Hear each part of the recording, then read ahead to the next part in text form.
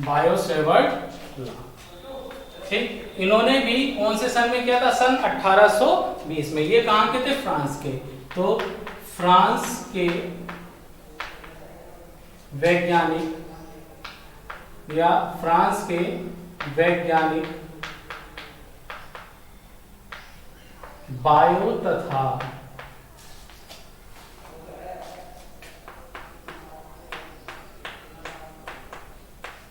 Savart ने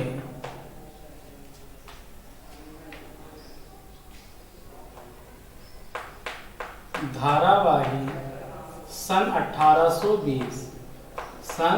1820 में धारावाही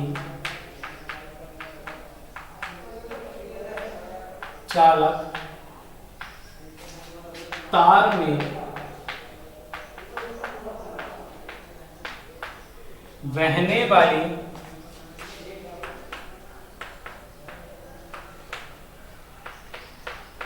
धारा आई के कारण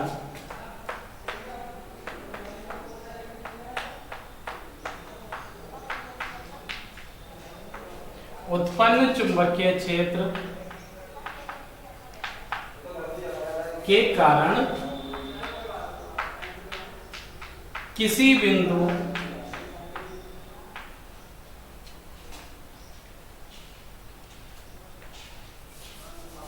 के कारण उसके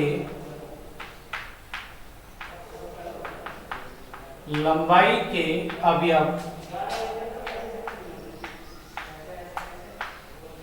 dl, अवयव यानी कि हमने धारावाही चालक तार ले लिया जिसकी लंबाई फुल थी, अब उसका एक छोटा सा अवयव ले लिया।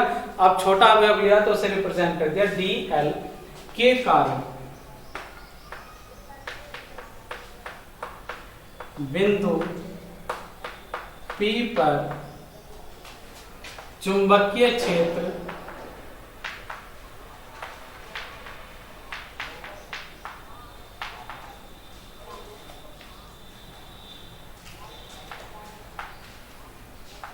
dB के निम्नलिखित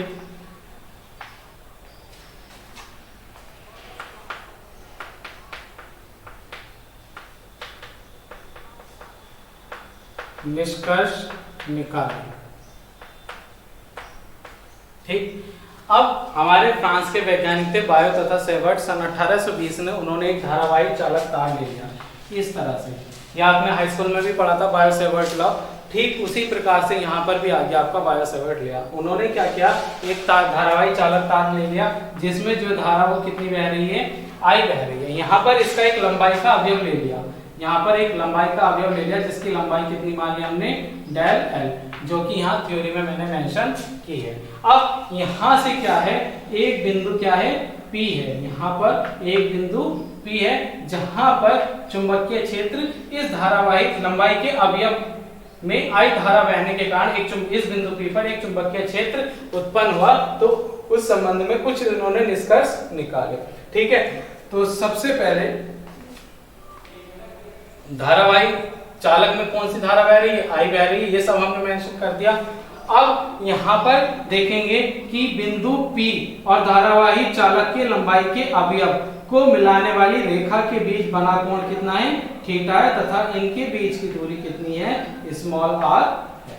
ठीक, यहाँ पर लिख लेते हैं, माना, पहले हम मान लेते हैं, माना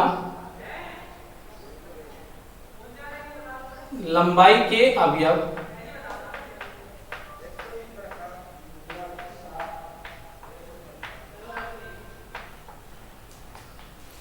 वे बिंदु P को मिलाने वाली रेखा के बीच बना कोण कितना है, थीटा, तथा बिंदु P से अवयव की दूरी कितनी है, स्मॉल r है। अब जो निष्कर्ष निकाले वो हम मेंशन कर देते हैं। नंबर 1, क्या निष्कर्ष निकाला कि इस पर लगने वाला जो चुंबकीय क्षेत्र लगा, यहाँ पर चुंबकीय क्षेत्र जो लगा dB, वह सबसे पहली बात इस लंबाई के अवयव के अनुक्रमानुपाती हो गया। ठीक है, क्या हो गया, इस लंबाई के, इस धारावाही चालक की लंबाई के अनुक्रमानुपाती यहाँ पर हो गया। ठीक, और दूसरी बात, यहाँ पर जो ये चुंबकीय क्षेत्र लगा, जो इस धारावाही चालक तार में जो धारा बह रही है I, उसके भी क्या होता है, अनुक्रमानुपाती होता है। तो दो निष्कर्ष निकल गए यहाँ पे। तो पहला निष्कर्ष निकलते हैं कि बिंदु P पर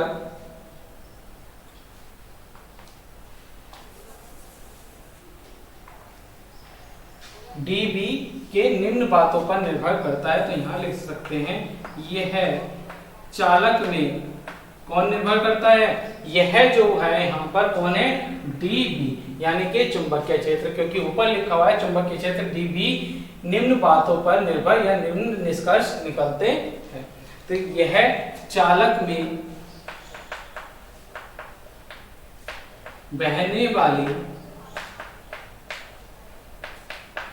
धारा I के अनुक्रमानुपाती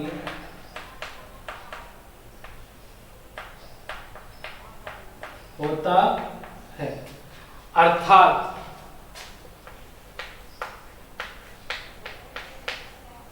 dB अनुक्रमानुपाती I, ये हो गया समीकरण नंबर 1। दूसरा अभी बताया था, यह चालक के लंबाई के अवयव के अनुक्रमानुपाती होता है। यहां लिख देंगे दूसरा, यह चालक के लंबाई के अवयव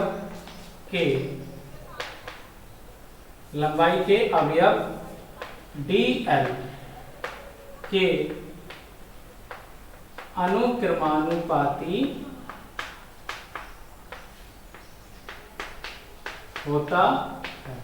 ये चीज हमने देखी थी। यहाँ पर ये dl क्या माना था हमने, लंबाई का अवयव, तो लंबाई के अवयव यानी कि dl के अनुक्रमानुपाती होता है।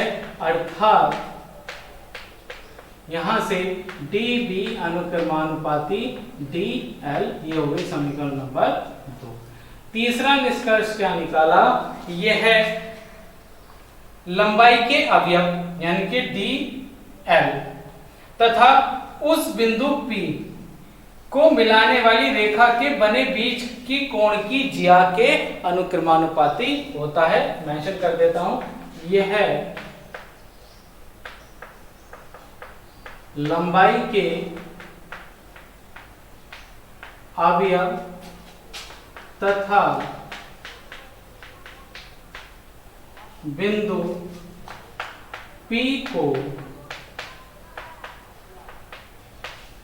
मिलाने वाली रेखा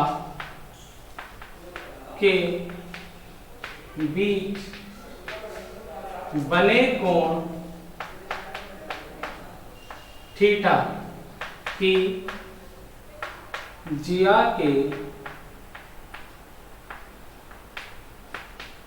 अनुक्रमानुपाती होता है। हमने क्या देखा, देखिए यहाँ पर जो लंबाई का अवयव है dl और जो इसके बीच बिंदु P और इसकी जो बीच की जो ये दूरी है यानी कि जो रेखा खींची हुई है, इसके बीच जो कोण बनना है थीटा, इसकी ज्या के अनुक्रमानुपाती। ज्या हिंदी का शब्द है और ज्या को हिंदी में क्या बोलते हैं, साइन। यानी कि यहां से निष्कर्ष आया, अर्थात यह कोण है चुंबकीय क्षेत्र dB अनुक्रमानुपाती हो गया साइन थीटा के। ये हो गया समीकरण नंबर 3। और लास्ट निष्कर्ष क्या हुआ, यह लंबाई के अवयव तथा बिंदु P के बीच की दूरी के वर्ग के व्युत्क्रमानुपाती होता है। यह लंबाई के अवयव तथा बिंदु P के बीच की दूरी के वर्ग के व्युत्क्रमानुपाती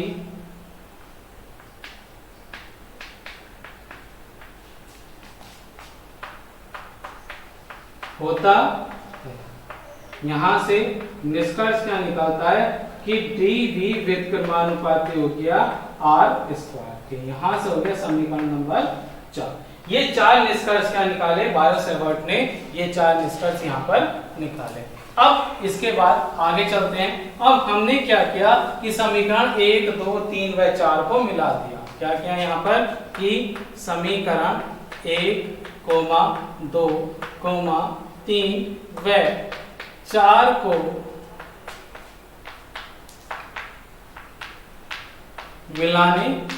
मिलाने का रूल क्या होता है, देखिए सभी लेफ्ट हैंड साइड क्या है डी बी है, तो यहाँ क्या लिख देंगे डी बी। बीच में अनुक्रमानुपाती का साइन है, देखिए यहाँ भी अनुक्रमानुपाती, यहाँ भी और यहाँ भी। ऊपर क्या आई डी एल साइन थीटा, कितना है आई डी एल साइन थीटा और एक आप लिखे या ना लिखे, और बाकी बटे में कितना है आर स्क्वायर। ठीक, और हम जानते हैं जब भी अनुक्रमानुपाती का साइन हटाते हैं तब उसके स्थान पर क्या लेते हैं, बराबर का साइन लेते हैं और एक नियतांक लेते हैं। नियतांक क्या ले लिया म्यू नॉट 4/4 पाई। ठीक, I D L sine theta upon R square. ठीक, ये क्या निकल के आ गया, चुंबकीय क्षेत्र यहाँ पर निकलकर हमारा ज्ञात हो गया। ठीक, अब इस चुंबकीय क्षेत्र का जो मात्रक होता है वो क्या होता है, टेस्ला। क्या होता है, टेस्ला होता है। ठीक, अब यहां पर हम देखेंगे कि जहां μ0/4 पाई क्या है, इसकी वैल्यू कितनी होती है 1 × 10⁻⁻7 न्यूटन प्रति एम्पियर स्क्वायर होती है। कितनी होती है, μ0/4 पाई बराबर 1 × 10⁻⁷ न्यूटन प्रति एम्पियर स्क्वायर होती है। और जहां हम μ0 को क्या बोलते हैं, निर्वात की चुंबकशीलता। निर्वात की चुंबकशीलता। अब हमने जैसे कि वैद्युत क्षेत्र वाले चैप्टर में पढ़ा था कि वैद्युतशीलता, निर्वात की वैद्युतशीलता हमने किससे रिप्रेजेंट कर रहे थे, एप्सिलॉन नॉट से। और यहाँ निर्वात की चुंबकशीलता को उसी प्रकार क्या होती है, यह भी होती है चुंबकशीलता। इसे क्या बोलते हैं म्यू नॉट। और म्यू नॉट का जो मान होता है, अगर यहीं से कैलकुलेट करें हम म्यू नॉट, ये 4 पाई इधर आ जाएगा। ठीक है, तो म्यू नॉट का मान हो जाएगा 4 पाई × 10⁻⁷ न्यूटन प्रति एम्पियर स्क्वायर। ठीक है, ये खाली म्यू नॉट का मान हो गया। और ये जो मान आया μ0/4 पाई, इसका हम विशेष ध्यान रखेंगे। ये यहाँ पर हमारा डेरिवेशन आज कंप्लीट हो गया। इससे आगे जो हम पढ़ेंगे, ठीक है, मैं आपको टॉपिक बता देता हूँ। इससे आगे जो हम पढ़ेंगे, ठीक है, निर्वात की चुंबकशीलता तथा वैद्युतशीलता के बीच संबंध, यानी कि एप्सिलॉन नॉट और म्यू नॉट में रिलेशन हम निकालेंगे। वो किस तरह से निकालेंगे वो हम पढ़ेंगे नेक्स्ट वीडियो में। ठीक।